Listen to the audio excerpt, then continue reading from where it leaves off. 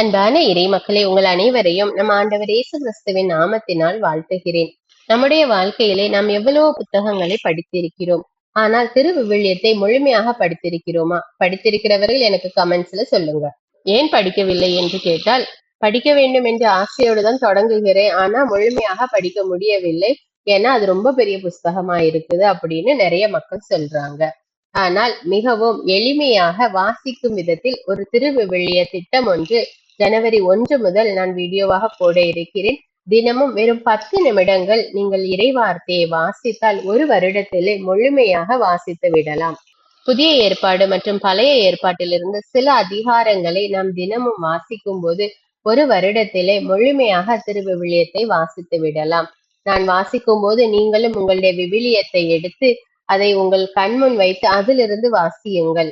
உங்களுடைய உள்ளத்தை தொட்ட இறை வார்த்தைகளை நீங்கள் வீடியோவை பாஸ் செய்துவிட்டு அந்த இறை வார்த்தையை தியானித்து விட்டு திரும்ப தொடர்ந்து வாசியுங்கள்.